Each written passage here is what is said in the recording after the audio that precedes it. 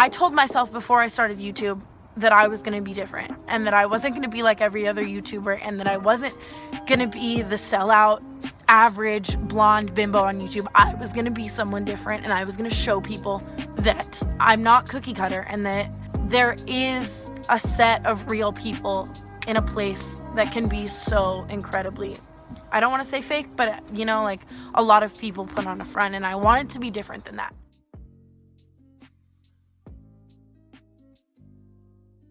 Welcome back to YouTube History. In this episode, I really wanted to switch things up. I spent the last several episodes talking about some of my favorite creators, or creators that I used to enjoy, but today we'll be diving into the past and present of someone I completely despise, Tana Mongeau. Now, there are definitely some worse people that this site has granted internet fame to, and despite this moron seemingly not as heinous, I still believe that she's an absolute scumbag. So now, let me go through the reasons why Tana is my least favorite YouTuber.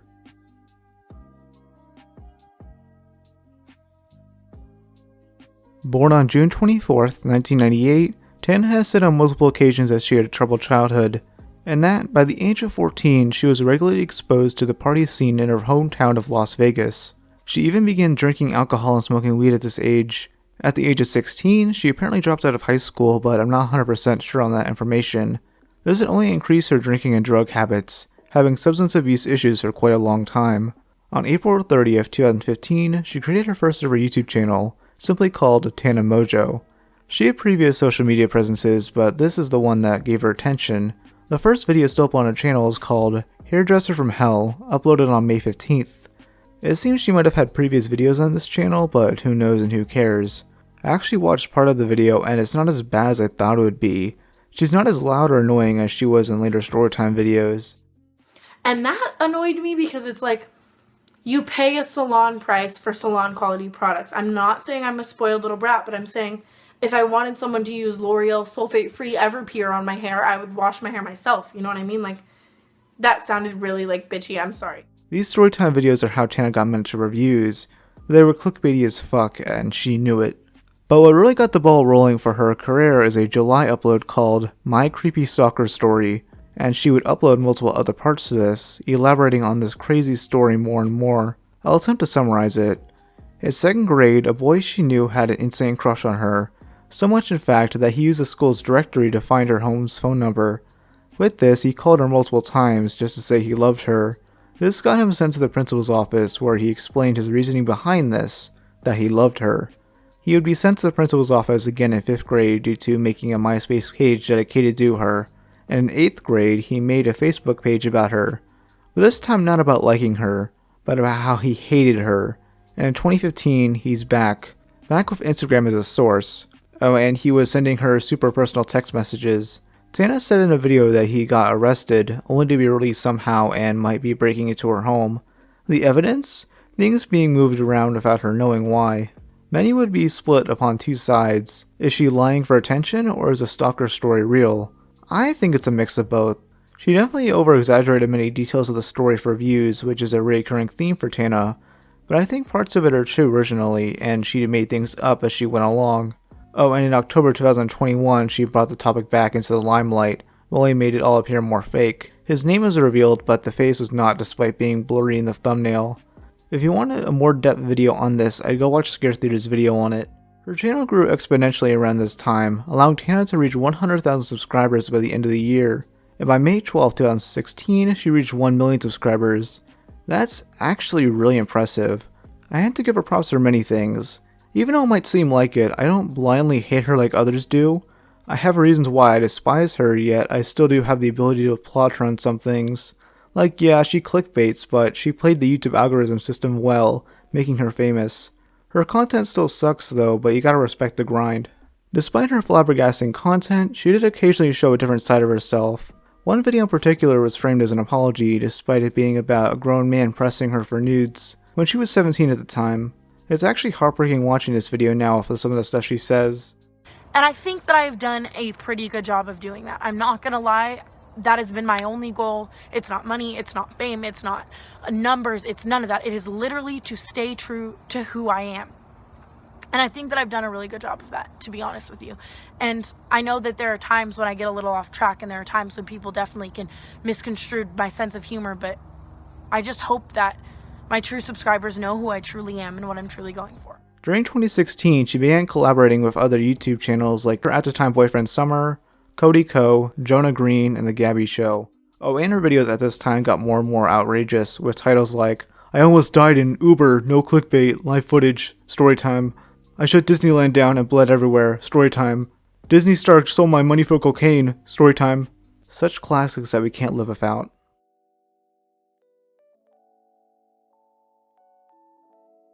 Oh boy, now it's time to mention her videos of Shane Dawson. Remember him? The weird guy people used to like until some old content of his got reevaluated. Whatever, and then I humped and it kept going, I came all over the cat. No, you did not. It was like my first sexual experience. No I was also way. like 19, so it's like, you know. Wait a minute. Wait a second. Did you just say you came on a cat? Guys, I think I have to put money in the meter. Yeah, right? Well, he made some videos with Tana that are really fucking weird given the context. On October 5th, 2016, Tana uploaded, I peed on Shane Dawson? You wish this was clickbait. Pretty much it's 10 minutes of them talking before she does the unthinkable. Yes, she fucking pees on Shane. And what's worse are the comments Shane makes beforehand. 17 and it was just like a thing, you know, like it was just everything I said. Like if you said something in front of me that was like sexual, you'd be like, fuck, she's 17. We were gonna watch horse porn and you were like, oh my god, she's 17. It was just like a struggle, you know? Yeah. So now I'm 18 and today we're gonna do things that are... I have a list of things that I want you to do now that you're 18. He never tells me that like he's prepared and it's just always like... Okay. Yikes. Oh, and this video has over 20 million views. How? It's the most popular video too. Imagine having your most viewed video being of you peeing on some creepy guy. Man, I miss Pop Blast. They were right all along and we thought they were fibbing. Pretty much all of her early videos of Shane have this creepy sexual undertone that's really uncomfortable to watch. As noted before, she just turned 18, and you know he had been wanting to do this beforehand. In August, she announced doing more tours and meet and greets, which sort of set a downward spiral in a way. On December 10th, 2016, Tana made a tweet calling out fellow YouTuber iDubbbz. It read, so 3 million people subscribe to you and you openly say the N-word and retard? Kill yourself. Many thought making the tweet wasn't the best idea, not just for telling somebody to kill themselves, but for even provoking the name of our Lord and Savior iDubbbz. He stayed silent about it for quite a while. Tana would still go on to defend herself, posting some infamous live streams. What the fuck I did to iDubbbz to deserve any of this? Broke both of his legs and lost all of his subscribers, I would be genuinely happy. I don't know what I did to this human being. Broke both of his legs. I don't understand what I did to deserve this. Broke both of his legs and lost all of his subscribers, I would be genuinely happy. Like, he's a terrible person. On January 24th, 2017, she posted the infamous video, The N-Word. She describes what happens at one of her shows in San Francisco with the particular crazy fan. Lined up to take a photo with the goddess herself, this person, dressed up in Tana merch, put her in a chokehold. Then he put his thumbs up and said the dreaded N-word, and this person was iDubbbz. He and his girlfriend Anissa went to her show to pretty much prank her, but ended up getting kicked out instead. It's a really funny situation that blew up once iBubby released a Constant Cop episode on her. He goes on to show what actually happened on that 21st, with video proof that she over-exaggerated the whole thing.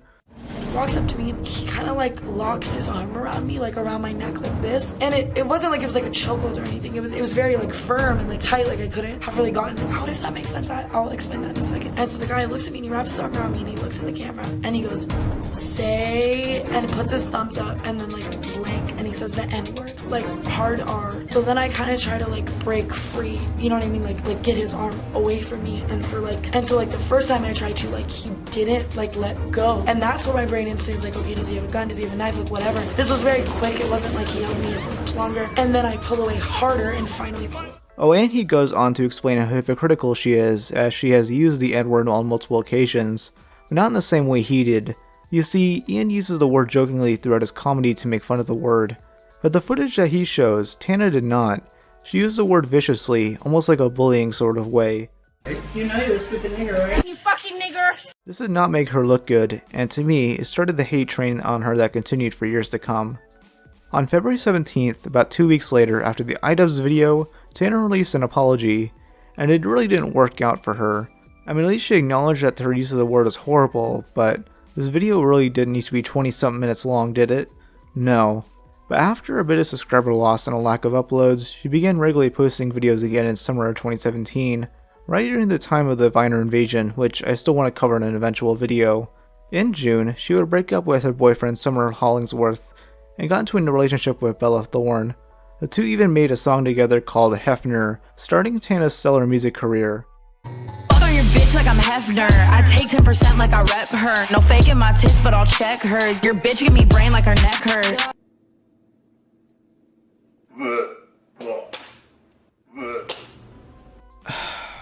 Why do YouTubers of no talent such as her decide to make music? It's a curse I will never understand.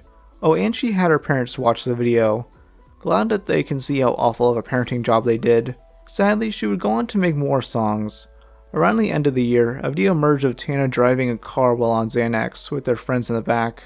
Yeah, the fact that she seemingly never got reprimanded for this is insane. This should have gone viral, but it didn't. Yet, luckily, another dumb thing she did would give her lots of negative attention.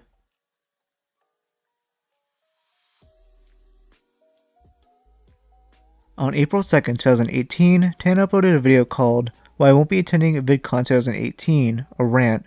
It's 30 hours and 20 minutes long, and I definitely couldn't watch all of it because, you know, I have a life. Or at least I think I do. But I'll summarize what she said. Tana was declined to be a featured creator at VidCon. In previous years, he always clashed with security over her walking through crowds. This is due to VidCon staff always declining her the ability to go backstage in order to get to her room. This and hypocrisy from convention staff led to a few other conflicts, leading to her rebel against VidCon as a whole. She expressed wanting to create her own VidCon, a TanaCon, if you will. She tweeted this on May 26th. The first TanaCon will be on June 22nd to 23rd in Anaheim, California. Get ready. I promise you aren't ready. I have so many surprises in store, and you can attend for free. The first small round tickets drop at 12 BST. Be refreshing. It's limited. So already some red flags came up. First of all, the company, Good Times, was said to be incredibly shady. Oh, and Tana announced this only a month before the actual convention. This is incredibly last minute. And reportedly, just days before the event, Tana was on vacation. Not helping set up the convention, but just partying. How silly. Oh yeah, and she wasn't going to be the only featured creator. She was bringing along her crackhead friends like Shane, Bella Thorne, Casey Neistat, Miranda Sings, Emma Chamberlain, and much more. She loaded it with various events, meet and greets, you name it, but did any of that really happen? The convention opened up during the morning of June 22nd in the Anaheim Marriott Suites, and it was immediately a mess. The ticketing system was atrocious first of all. The featured creator ticket was free, later changed to $1, but the featured fucking creator one cost $65, and then the general admissions ticket was $45. Does that make any sense to you? It doesn't for me. Yet despite the system, many still sneaked their way in without wearing a badge. Oh, and the convention center was really small. It could only fit around 1,000 people, and another 4,000 were waiting outside. But according to Tana and Good Times, this was false. To them, the convention could fit over 3,000 people, and 20,000 were waiting outside. And those stuck in line got exposed to the California summer heat, giving them sunburns and heat stroke. No food or water was given inside or out, which added to this. All TanaCon really was a long hallway with some crowded shops and no sitting room. Tana nor her friends could be seen. She was actually stuck at security meetings during the disastrous crowd situation. It got so bad that even the fire department was called to shut down the event. Some refused to leave due to how long it took to get in, but soon everyone was outside, including Tana. People began shouting, exclaiming how they wanted refunds. Oh, and thank you to the wonderful people that recorded the entire event. Especially you, Plain Rock, you cheeky bastard. That's a long limousine.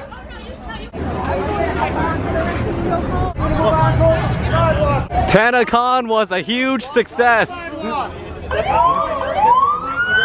Keep going. I don't even know how I ended up in this situation. I just followed people. Let's not forget the gift bags though. It was given out to the featured fucking creators and was said to contain items 3 times more valuable than the tickets. But all it really was were some stickers and a Tana condom. Tana, you know your fans are just like 14-year-old white girls, right? I don't think they should be having sex. Maybe Shane does? I don't know. Tana still wanted to continue TanaCon for its second day, but later that night the full cancellation was announced. Within the first few days after the event, refunds were promised. But that took a while, and many still said they never got any compensation. Keemstar interviewed Tana during the cancellation, which got the ball rolling of many other creators talking about this situation. Even PewDiePie made a video covering it. Then came Shane's videos, a 3-part documentary series where he interviewed Tana and others involved, one of which was Michael Weist, who was pretty highly involved in the situation. Tana would make her own video on the situation in July. The main takeaway from these is that Good Times was extremely shady. Tana even agrees that she should have done more research into them. The CEO of the company lied to her, and left Anaheim pretty quickly after things went down. Now, sorry if I got any of this info wrong. There were so many different sources I looked at, and I'm bound to mess up, because Tana is not a reliable narrator, and in general, this whole situation shows how horrible she is at managing things. The whole convention was an impulse, which bit her in the ass. Oh, and a year later, she was invited back to VidCon, with Hank Green himself expressing how big of a mistake it was that she wasn't a featured creator. What a happy ending.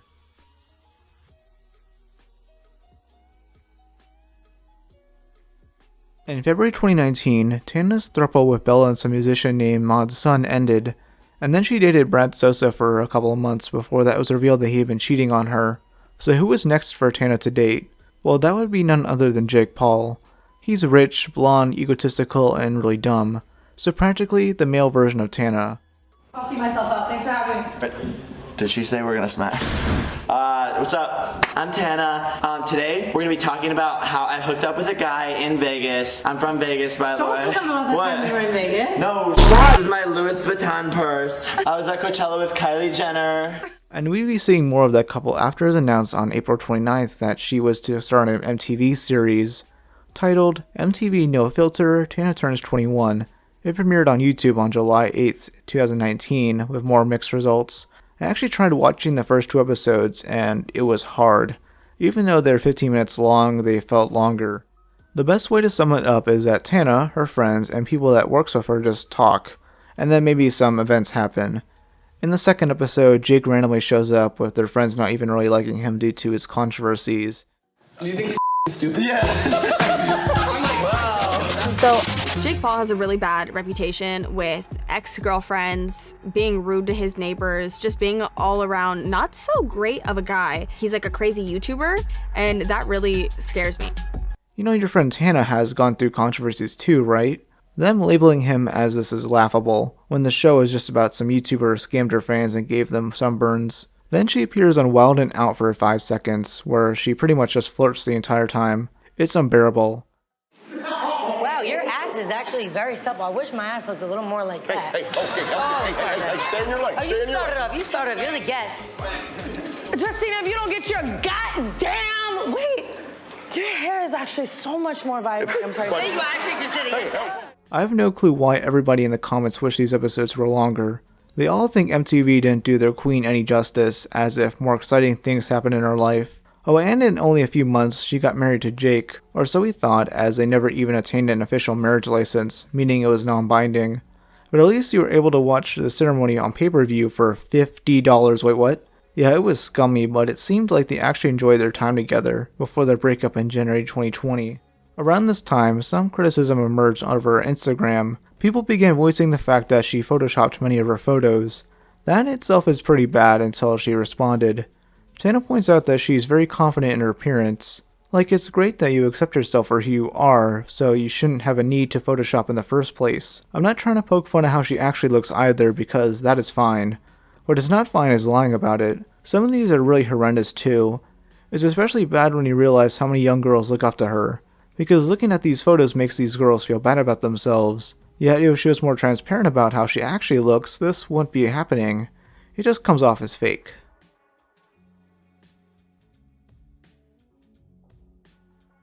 In May 2020, she began a project called Tana Uncensored. Announcing an OnlyFans, she was to post some more risque photos of herself. Now, the topic wasn't completely new to her, especially after appearing at the 2019 Pornhub Awards in a Born for Porn crop top. Oh, and she was even nominated for the Top Celebrity category, despite never being in any porn production period. The internet is wild. Oh, and I forgot to mention, but she won Creator of the Year at the Shorty Awards in 2019. Remember when Jackson was won it the previous year? What the hell happened? I don't feel like Creator of the Year. I've never felt like Creator of the Year. I feel like the misfit, the outcast, the all of those things. And I stood right here a year ago and I literally held Shane Dawson's award. And the first thing I said to all of you people was like, I will never be Creator of the Year. Anyways, her OnlyFans was pretty much a scam. It was just her lewd Instagram photos, but with a paywall. I mean, maybe there is something, but I'm not going to find out myself. The only reason I know this info is because some brave souls actually paid to see it. I've always found OnlyFans in general to be a scam. All of the celebrity profiles are just reposts from Instagram. I mean, even if you're a typical poster on there, they usually post it somewhere else. The site as a whole is just sad to me. Imagine having all of your finances being determined by horny, desperate men. That is not female empowerment at all, but what the hell do I know? Tana is not empowering at all. Like, yeah, she can be free, but it just feels like a scam. Also, again, her main demo is young teens. Around this time, Tana would also bring up her more recent issues of mental health and substance abuse. She was now seeing a life coach and wouldn't be on social media as much, but then she got into more controversies. Two of her friends, Nessa Briella and Kaylin Berry, came forward and posted videos about Tana's past racism, and this was right around the time Tana began posting about Black Lives Matter. Ironic.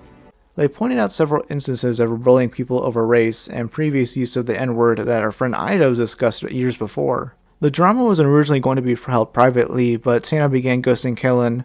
After all of this, Tana posted an apology on Twitter, which was pretty brief. It took until September 4th, 2020 for her to post an apology video. It's terrible, what do you expect? It's just 15 minutes of her saying blank statements. She clearly doesn't mean what she says. But I'm aware that making this video about my emotions would do nothing but be another selfish and careless action and further the problem. I want to apologize from the bottom of my heart for being such a big part of canceled culture for the entirety of my career. I don't deserve a platform if I continue to act in such a gaslighting and irresponsible manner. Oh, and Tana apologized for the party she went to during the COVID lockdown, even though she would immediately go back to attending them. The negative response to the video resulted in Tana even firing her manager, Warana. With this and shifting focus towards her OnlyFans, she spent less time uploading to YouTube.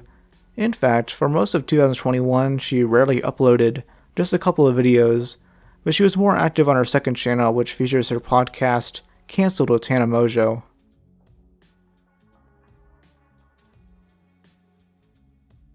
My brain is so numb right now. This was just a hard video to write, but I'm proud of the work I did here. Proud of how I could tolerate all of her content enough to make this. But it wasn't all bad at the start. You can tell she was actually really genuine at the beginning of her YouTube career, but the more she exaggerated, the more fake she came across. And whenever faced with a problem, she lets her emotions take over. When her disgust at iDubbbz needed to be mentioned, she didn't think and just made one of the worst tweets imaginable. This came to bite her in the ass. When VidCon supposedly didn't want her, she let her emotions take over and decided to impulsively make her own. This came to bite her in the ass. Then she grew nervous over the racism allegations and acted on emotions. She waited too long to apologize. This came to bite her in the ass. You see the pattern? She doesn't rationally think about things, she just goes into them head first just to see what happens. And it all seems unintentional. Her scamming fans and getting into controversies isn't always on purpose. She's just not the brightest bulb in the box and had an awful upbringing. In fact, she still deals with issues like that. I kind of feel bad for her. It's like she's stuck in an endless loop, but I still despise her. She's bratty, arrogant, annoying, vain, and moronic. But hey, she's got 5 million subscribers because of it, which is not bad. For now though, Tana Mongeau is still my least favorite YouTuber.